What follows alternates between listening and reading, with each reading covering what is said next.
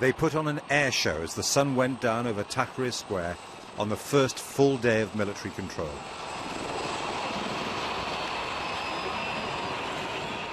It was a celebration of a takeover that went so smoothly that some Egyptians believe the generals must have started working on the details not long after the ousted president took office a year ago. There was another display in the morning, just in case anyone didn't know who's in charge now, timed to coincide with the public revival of an old alliance. The security forces ringed Cairo's constitutional court for the swearing-in of the new interim president. Adli Mansour was picked to be interim president by the generals, presumably because he will be cooperative. The court was the Muslim Brotherhood's most obstructive enemy. Last year, as a judge, Mr. Mansour scrapped a law that stopped former members of the Mubarak regime standing in elections. Seizing power and putting an ally into the presidency might be the easy bits for the Egyptian army. They have, if anything, an even worse inheritance than the one that made President Morsi's job so hard. Egyptians are impatient for better lives. The top priorities are keeping the peace and the economy.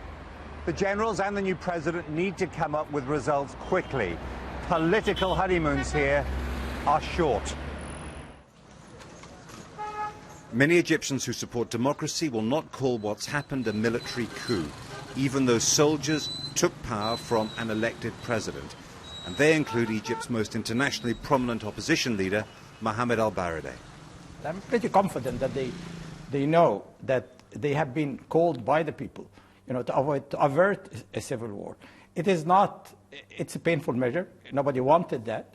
But Mr. Morsi, unfortunately, undermined his own legitimacy by declaring himself a few months ago as a pharaoh, and then we got into a fist fight and not really a democratic process. Isn't the whole point of democracy that if you want to change, you wait till the next election, you don't go to the street?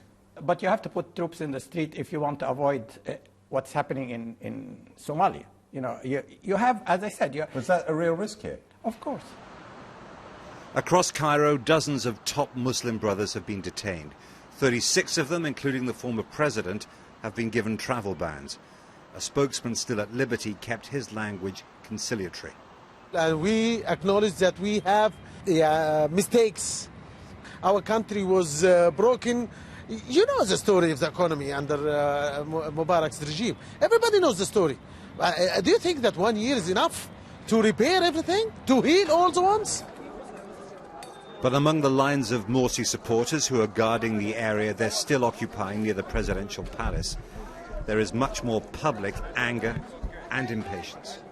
The leaders here now are constraining us. The young people here, they have a lot of energy. They are against what happened. We are against this. We accept the democracy. Two Egypts exist now. One is made up of supporters of the former president, raging and waiting. The other is centered on Tahrir Square and on all the Egyptians who believe that their country and their revolution has another chance. Someone needs to bridge the gap between them, or Egypt won't be able to solve its enormous problems. Jeremy Bowen, BBC News, Cairo.